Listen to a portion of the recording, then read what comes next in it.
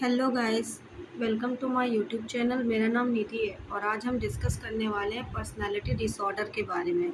इसके अंदर हम स्टडी करेंगे कि पर्सनालिटी डिसऑर्डर क्या होता है, इसके साइन एंड सिम्टम्स क्या होते हैं, कॉजेज़ क्या होते हैं और कितने टाइप्स का होता है, इसका प्रॉपर डायग्नोसिस क्या है और मैनेजमेंट क्या है। तो आइए वीडियो को शुरू करते हैं। सबसे पहले हम पढ़ेंगे पर्सनालिटी डिसऑर्डर क्या होता है। तो आइए पर्सनालिटी डिसऑर्डर की डेफिनेशन को पढ़ते हैं। Personality disorder is a type of mental health condition in which a person has a long-term pattern of thinking, feeling, behavior and relating to others that is significantly different from the expectation of their culture. These patterns are rigid, inflexible and maladaptive, causes problem in relationship, work and daily functioning। यानी कि personality disorder एक ऐसी mental health condition होती है जिसमें किसी इंसान का सोचने का तरीका, महसूस करने का तरीका या दूसरों से रिश्ता बनाने का तरीका या अपने आप को समझने का तरीका नॉर्मली ये हेल्दी नहीं होता है। यह पैटर्न लॉन्ग टाइम होता है, यानी बचपन या अर्ली एडल्टहुड से स्टार्ट हो जाता है और यह इंसान की डेली लाइफ, रिलेशनशिप और वर्क को इफ़ेक्ट करता है। यानी इसको अगर हम देखें तो इसको कैसे पहचानेंगे, यानी कि हर सिचुएशन में एक ही तरीके से रिएक्ट करेगा पेशेंट, चाहे सिचुएशन बदल ही जाए। दूसरों के लिए एम्पैथी ना होना, यानी फीलिंग्स समझने में दिक्कत होना किसी की ज़्यादा, जैसे या तब सब परफेक्ट है या सब बेकार, मतलब एक्सट्रीम सोचना कि या तो फिर ज़्यादा ही अच्छा है या तो फिर बहुत ज़्यादा ही बेकार, गुस्से में कंट्रोल ना होना या मूड स्विंग्स होना। क्लियर है। लेकिन पर तो आगे हम देखेंगे types of personality disorders. There are many types of personality disorders. First is paranoid personality disorder, second is schizoid personality disorder, third is schizotypal personality disorder और antisocial personality disorder. Next is borderline personality disorder और histrionic personality disorder, narcissistic personality disorder और avoidance personality disorder, dependent personality disorder या obsessive compulsive personality disorder, या फिर personality disorder with traits specific. ये सारे disorders हमने एक एक वीडियो के जरिए सभी एक्सप्लेन किए हुए हैं। क्लियर है। तो आप अगर इनके टाइप्स के बारे में पढ़ना चाहते हैं तो आप अनदर वीडियोस, ये वीडियोस हम अभी प्रेजेंट करवा देंगे, तो आप वहाँ से पढ़ सकते हैं। नेक्स्ट हम देखेंगे हमें पर्सनालिटी डिसऑर्डर कॉज कैसे होते हैं। तो सबसे पहले देखिए, सबसे पहले हमें पर्सनालिटी डिसऑर्डर जो है वो जेनेटिक और बायोलॉजिकल फैक्टर की वजह से कॉज होता है। क्लियर है। जेनेटिक एंड बायोलॉजिकल फैक्टर्स में जैसे कि जेनेटिक्स से या जीन से जुड़ा हुआ होगा। अगर आपके पेरेंट्स या ग्रैंड पेरेंट्स या किसी क्लोज रिलेटिव को पर्सनालिटी डिसऑर्डर या कोई मेंटल हेल्थ प्रॉब्लम है तो आपको भी उतना उसके रिस्क ज़्यादा ही हो सकता है, जैसे कि बॉर्डर लाइन पर्सनैलिटी डिसऑर्डर या एंटी सोशल पर्सनैलिटी डिसऑर्डर। ये फैमिली में चलता है। जीन्स आपकी ब्रेन केमिस्ट्री और टेम्परामेंट, मतलब कि टेम्परामेंट यानी स्वभाव पर इफ़ेक्ट डालते हैं। ये ज़रूरी नहीं है कि अगर फैमिली में है तो आपको होगा ही, लेकिन चांस भी बढ़ जाते हैं। क्लियर है। नेक्स्ट हमारा बायोलॉजिकल फैक्टर होता है, यानी इसमें हमारे ब्रेन के जो स्ट्रक्चर है उसमें मतलब कि कमी आ जाना, या फिर ब्रेन के स्ट्रक्चर में कुछ न्यूरॉन्स में कमी आ रही है जिसके कारण से आपको पर्सनालिटी डिसऑर्डर कॉज हो रहा है।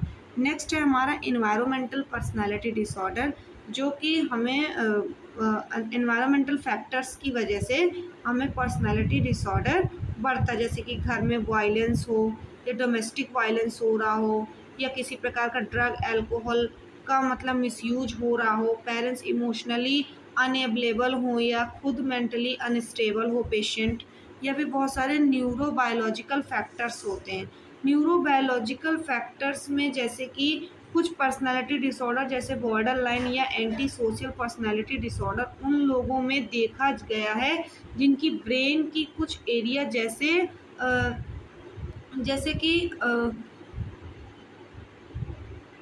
कि आपका एमेग्डाला यानी इमोशनल कंट्रोल जो करता है, यानी प्री फ्रंटल कॉर्टेक्स जो होता है आपका, वो आपका डिसीजन मेकिंग के लिए, या हिप्पोकैम्पस, ये मेमोरी और इमोशनल लिंक्स में डिफरेंस होता है। ठीक है, जिसमें इसका मतलब होता है कि इमोशंस को कंट्रोल करना मुश्किल हो जाता है, इम्पल्सिव बिहेवियर ज़्यादा हो सकता है, या दूसरों के इमोशंस को समझने में दिक्कत भी हो सकती है।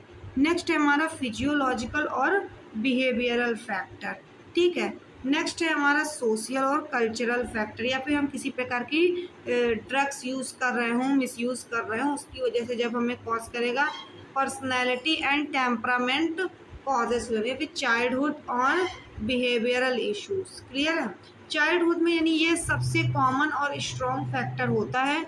अगर किसी इंसान को बचपन में ट्रोमैटिक या निगलेक्टफुल हो रहा हो तो उन्हें पर्सनैलिटी डिसऑर्डर का रिस्क बढ़ जाता है।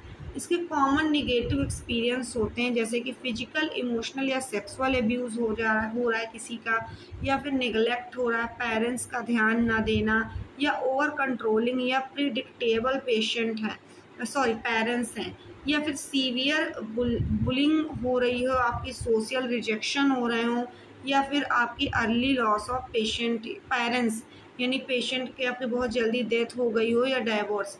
बचपन में अगर इंसान को प्यार, सेफ्टी और ट्रस्ट का एक्सपीरियंस नहीं मिलता तो उसका सेल्फ इमेज और दूसरों पर ट्रस्ट करने का तरीका डिसऑर्ड हो जाता है, यानी कि उसको किसी पे भरोसा नहीं रहता। क्लियर है, नेक्स्ट हम पढ़ेंगे sign and symptoms of personality disorder. तो सबसे पहले हमारा पर्सनालिटी डिसऑर्डर का जो सिम्टम आता है वो होता है इम्पल्सिव एंड रिस्की बिहेवियर। ठीक है, अनस्टेबल सेल्फ परसेप्शंस और डिफ़िकल्ट रिलेशनशिप। ठीक है, मूड स्विंग्स होंगे, कभी वो हंसेगा कभी वो खुश होगा। उसके कॉग्निटिव इम्पेयरमेंट, कॉग्निटिव फंक्शंस जो होंगे वो इम्पेयर्ड हो जाएंगे। हाइजीन उसकी निगलेक्ट हो जाएगी, यानी हाइजीन प्रॉपर नहीं रहेगी। और वॉलेंटियर बिहेवियर हो जाएगा, या फिर उसको पैरानोइया हो जाएगा, या फिर सुसाइडल बिहेवियर हो जाएगा कि मेरी पर्सनालिटी डेवलपमेंट अच्छी नहीं है, उसका एटीट्यूड लेवल, उसका मतलब ये सारी चीज़ें घटने का उसको सुसाइडल थॉट्स भी आ सकते हैं, वो खुद को नुकसान भी पहुंचा सकता है, या फिर सब्सटेंस एब्यूज डिसऑर्डर भी हो सकता है। इसके कुछ और भी कॉजेज होते हैं जैसे कि इश्यूज विद सेल्फ एस्टीम, यानी खुद से ही उसको प्रॉब्लम हो जाती है। प्रॉब्लमेटिक पेरेंटिंग, यानी कोई पेरेंट्स प्रॉपर तरीके से अगर पेरेंट्स प्रॉब्लम कर रहे हैं, या फिर इनकॉन्शियंट वैल्यू, उसको खुद की वैल्यू गिरती हुई दिख रही है, या फिर उसको अपनी वैल्यू समझ में नहीं आ रही। Relationship problem, difficulty with empathy, या फिर टाउबुलर ड्रेलिंग विद स्ट्रेस, यानी दूसरों से जो उसको डीलिंग करने में जो उसको स्ट्रेस हो रहा है, या फिर डिफ़िकल्टी रेगुलेटिंग इमोशन, अपने इमोशंस पे कंट्रोल नहीं कर पा रहा, या लो सेल्फ अवेयरनेस, यानी उसका सेल्फ अवेयरनेस भी लो हो रहा है। नेक्स्ट हम देखेंगे डायग्नोसिस क्या हो सकती है पर्सनालिटी डिसऑर्डर की। तो सबसे पहले हम पढ़ेंगे स्टेप बाय स्टेप इसकी डायग्नोसिस। तो सबसे पहले अगर हमारे पास कोई भी पर्सनालिटी डिसऑर्डर का पेशेंट आता है तो हम सबसे पहले उसका क्लिनिकल इंटरव्यू लेते हैं। क्लियर है, क्लिनिकल इंटरव्यू का मतलब होता है हिस्ट्री टेकिंग।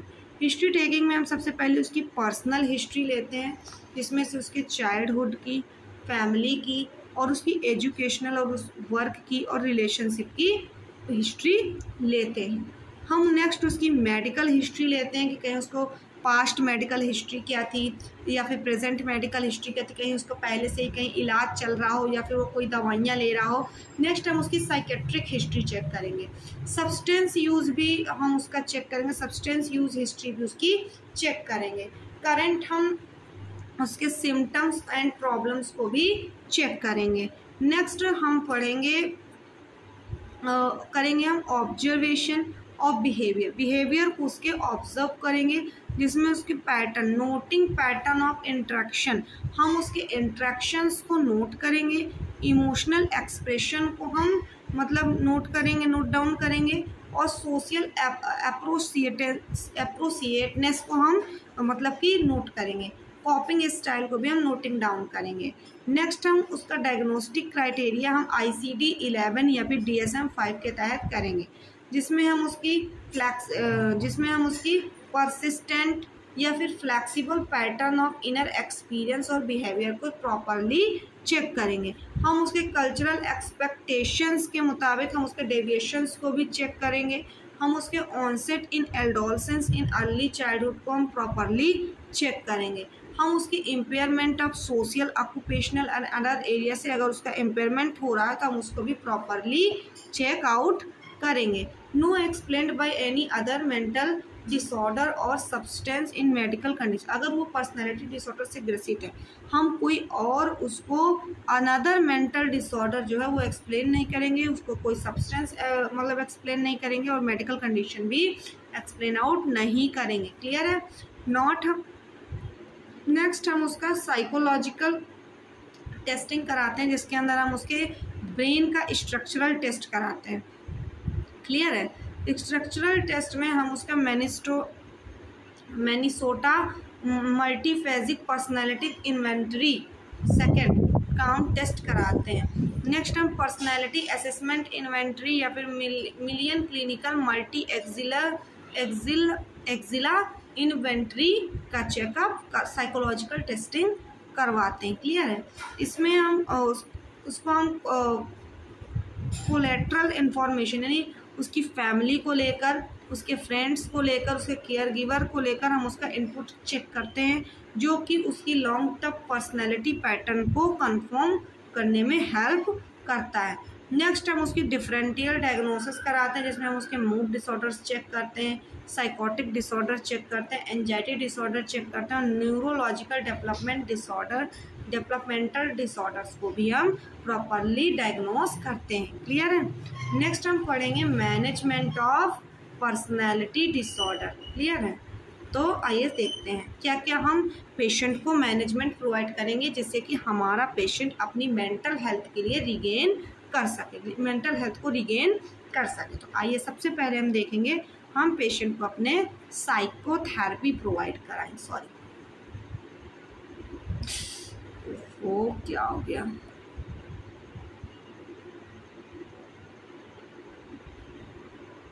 कहाँ पर थे हम?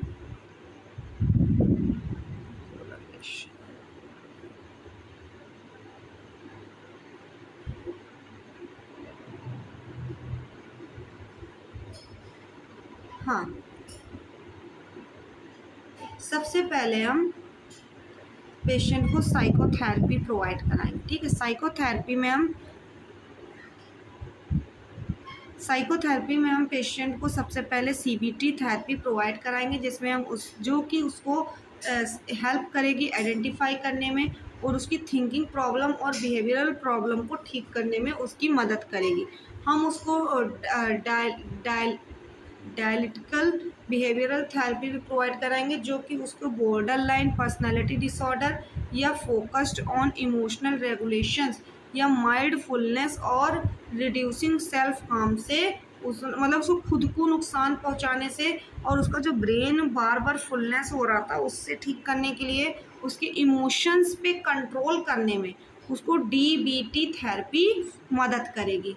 हम साइकोडायनेमिक थेरेपी प्रोवाइड कराएंगे, जो कि उसको एक्सप्लोर्स अनकॉन्शियस कॉन्फ्लिक्ट यानी उसको अनकॉन्शियस कॉन्फ्लिक्ट और पास्ट एक्सपीरियंस से जो उसका रिकरेंट बिहेवियर है उसको ठीक करने में वो हेल्प करेगी। नेक्स्ट हम पढ़ेंगे स्कीमा थेरेपी। ये CBT थेरेपी को कंबाइन होती है CBT थेरेपी, अटैचमेंट थेरेपी और emotional focused approach to address maladaptive core beliefs. यानी कि स्कैम थेरेपी एक साइकोथेरेपी है, ठीक है, जो उन लोगों के लिए डिज़ाइन की गई है जिनके डीप रूटेड इमोशनल पैटर्न है, जैसे उनकी लाइफ, रिलेशनशिप और सेल्फ एस्टीम को निगेटिव इफेक्ट करता है, specially in personality disorder, trauma और डिप्रेशन और एंजाइटी के पेशेंट को। ठीक है? ये इसका काम क्या होता है, गोल क्या होता है, निगेटिव स्कैम्स को आइडेंटिफाई करना या उनको डील करना और हेल्थियर थिंकिंग पैटर्न को डेवलप करना। क्लियर है।